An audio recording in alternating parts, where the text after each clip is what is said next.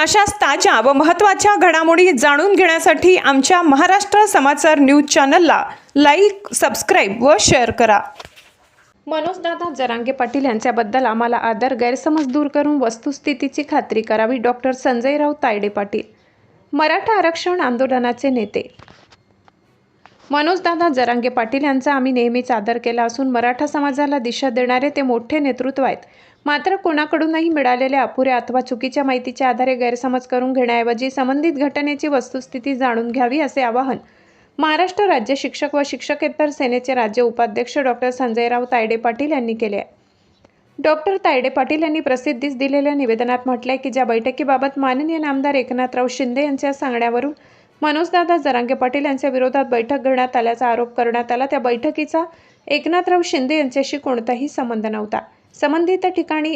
संबंधित दिवशी रविवारी असल्याने शाळा व महाविद्यालयांना सुट्टी होती। शहरात गेल्या सुमारे 30 वर्षापासून मराठा समाजासाठी काम करणाऱ्या काही जुन्या सहकाऱ्यांची बैठक जवळच्या शिवछत्रपती कॉलेजच्या सभागृहात नियोजित होती। मात्र तेथे दुसरा कार्यक्रम असल्यामुळे जागा उपलब्ध होऊ शकली नाही। त्यामुळे अवघ्या 5 मिनिटाच्या अंतरावर असलेल्या शाळेची जागा 1-2 तास चर्चेसाठी उपलब्ध करून देण्याची विनंती करण्यात आली।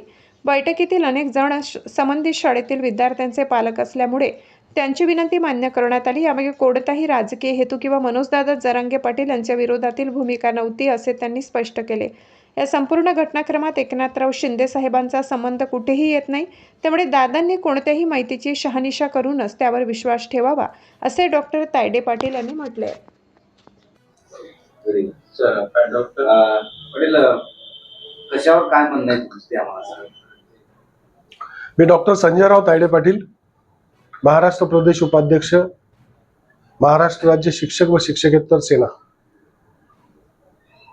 आदरणीय शिंदे साहेबांच्या विरोधात जे वक्तव्य 2 दिवसापूर्वी मराठा आरक्षण आंदोलनाचे नेते सन्माननीय मनोजदादा जरांगे पाटील यांनी केले, त्या संदर्भामध्ये खुलासा करण्यासाठी मी आपल्या समोर इथे बसलेलो आहे।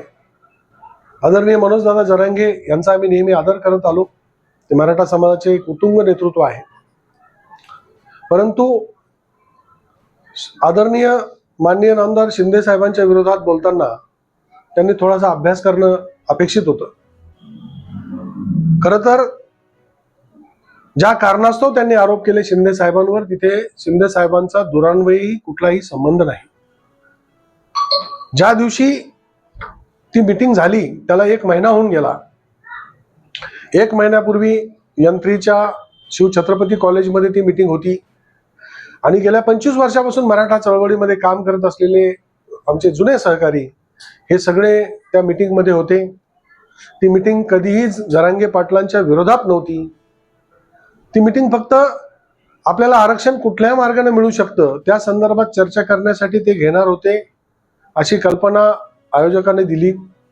आणि शिवछत्रपती कॉलेजला त्या दिवशी कुठला तरी वेगळा कार्यक्रम, म्हणजे कॉलेजचाच वेगळा कार्यक्रम असल्यामुळं तिथे ती मीटिंग होऊ शकली नाही। म्हणून 5 मिनिटाच्या अंतरावर मग कुठला तरी जागा त्यांना अपेक्षित होती, हॉल अपेक्षित होता। त्या दिवशी रविवार होता, मुलांना शाळेला सुट्टी होती आणि त्यामध्ये काही पालक सुद्धा या शाळेचे त्या मीटिंग मध्ये सहभागी होते, त्यामुळं नकार देता आला नाही आणि ती मीटिंग इथे झाली। वास्तविकता ती मीटिंग झाल्याच्या नंतर या मीटिंग बद्दल आदरणीय माननीय नामदार शिंदे साहेबांना कुठल्याही प्रकारची कल्पना नाही किंवा आदरणीय एकनाथराव शिंदे साहेबांनी कोणालाही असा काही फोन केलेला नाही आणि किंबहुना आम्हालाच काय ते नेतृत्वच असं आहे की ते कोणाला फोन करून सांगणार देखील नाही, कोणाला असं छोट्या छोट्या गोष्टी ते करणार पण नाही। आणि म्हणून या सगळ्या घटनाक्रमामध्ये शिंदे साहेबांचा दुरान्वयी कुठं संबंध नसताना आदरणीय मनोजदादा जरांगे साहेबांनी जे काय वक्तव्य केलं की शिंदे साहेब तुम्हीच ही मीटिंग घ्यायला लावली आणि तुम्ही माझ्या विरोधात मीटिंगा घेता।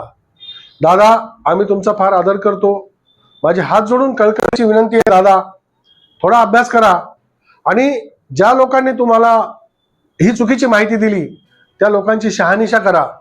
आम्ही आपला नेहमी आदर करत आलो, आपल्या आंदोलनाचा आदर करून मुख्यमंत्री असताना माननीय नामदार एकनाथ शिंदे साहेबांनी अतिशय आपल्या खांद्याला खांदा लावून मेहनत घेतली मराठा समाजाला न्याय मिळवून देण्यासाठी.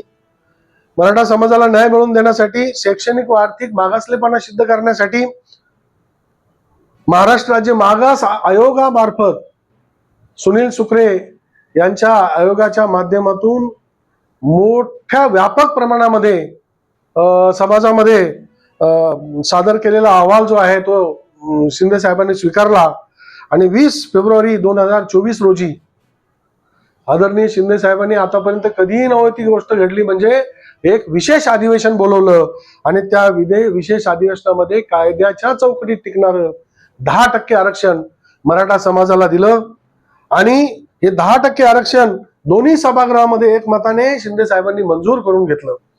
मोठं काम शिंदे साहेबांनी मराठा समाजासाठी केलं. अर्थात आपल्या हाकेला ओ देऊन शिंदे साहेब हे वाशीपर्यंत आले, आपल्याला तो आदेश दिला, अध्यादेश जारी केला.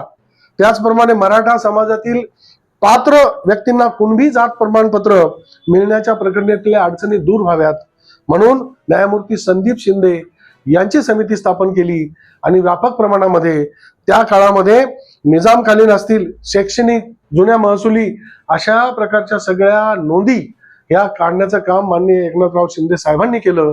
आणि एवढं सगळी मदत मराठा आरक्षण न्यायालयात टिकावे म्हणून आवश्यक शासकीय माहिती, कायदेशीर पुरावे आणि आयोगाचा सविस्तर अहवाल शिंदे सरकारने त्यावेळेस सादर केला. आंदोलकाशी शांतता मार्गाने चर्चा करून मराठा आंदोलकांना आणि आपल्याला सगळ्यांना सोबत घेण्याचं काम माननीय एकनाथराव शिंदे साहेबांनी केलं आणि मराठा समाजाच्या आंदोलनाची दखल घेऊन त्यांच्या सरकारने राज्यव्यापी सर्वेक्षण केले, मागासवर्ग आयोगाचा अहवाल स्वीकारला, त्याचबरोबर विशेष अधिवेशन बोलावले आणि मराठा समाजासाठी स्वतंत्र 10% आरक्षणाचा कायदा केला.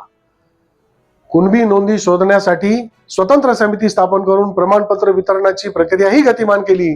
त्यामुळे दादा एकनाथराव शिंदे हे मनोज दादा जरांगे पाटील किंवा मराठा समाजाच्या विरोधात आहेत असा गैरसमज निर्माण करणे योग्य नाही. आणि काही लोक स्वतःच्या वैयक्तिक फायद्यासाठी किंवा स्वार्थासाठी चुकीचा अथवा अपूर्ण माहिती आपल्याला जर देत असेल तर दादा कृपया शहानिशा करावी हीच नम्रतेची आणि कळकळीची विनंती. ती जी बैठक आहे ती बैठक तुम्ही घेतली नव्हती का? नाही, मी नाही घेतली, ती बैठक ठरलेली होती आधी. ती प्रश्न असा आहे की ती बैठक शिवसेनेच्या पदाधिकाऱ्यांनी घेतली होती का किंवा त्या बैठकीला उपस्थित होते का आणि त्या बैठकीसाठी अगोदर सीट ठरलं होतं का याबद्दल जरा सविस्तर. कसं आहे, ती बैठक ऑलरेडी मागच्या एक 15 दिवसाखाली शिवछत्रपती कॉलेजला बैठक ऑलरेडी झालेली होती आणि ती बैठकांना दुसरी बैठक त्याच दिवशी 15 दिवसानंतर ठरलेली होती. पण त्यासाठी योगायोग असा होता की मी शिवसेनेमध्ये काम करतो, शिवसेनेचा एक कार्यकर्ता आहे, शिंदे साहेबांचा कार्यकर्ता आहे. योगायोग झाला की या शाळेमध्ये ती बैठक झाल्यामुळे ते नाव जोडलं गेलं. वास्तविकता जरांगे दादांनी माझा कान धरून मला विचारू शकले असते 1 महिन्यापूर्वी, मला 2 शिव्या त्यांनी दिल्या असत्या तरी चाललं असतं. पण शिंदे साहेबांचं नाव घेतल्यामुळं नावेलाजानं आपल्याला आता ही प्रेस कॉन्फरन्स घ्यावी लागते. मी त्या बैठकीला नव्हतो, परंतु एक 5-10 मिनिटासाठी, कारण शेवटी जुने सहकारी आहे, मग सुरुवातीला फोन आल्याच्या नंतर 10 मिनिटासाठी त्यांची व्यवस्था करून दिली, त्यांना चहा पाणी केला आणि मी निघून गेलो. पदाधिकारी होते का त्या बैठकीला? शिवसेनेचं कोणीच नव्हतं पदाधिकारी, शिवसेनेचे कोणीही पदाधिकारी नव्हते. सगळे जुने मराठा चळवळीतले, कोणी छावा, संभाजी ब्रिगेड, सेवा संघ, मराठा महासंघ असे लोक होते. विरोधातली बैठक जरांगे यांच्या विरोधात बैठक नव्हतीच ती, फक्त आता जरांगे यांच्या विरोधात ती बैठक नव्हती, तर ती बैठक याच्यासाठी होती की हा जो काही हैदराबाद गॅजेटियर जे काही आपण स्वीकारलेला आहे त्यानुसार कशा पद्धतीने आरक्षण मिळेल वगैरे याच्यावर चर्चा होती आणि याची कल्पना मला त्यांनी दिली. पण मी त्या बैठकीला पूर्णपणे शेवटपर्यंत हजर नव्हतो. मी 10 मिनिटं थांबलो आणि निघून गेलो. ओके.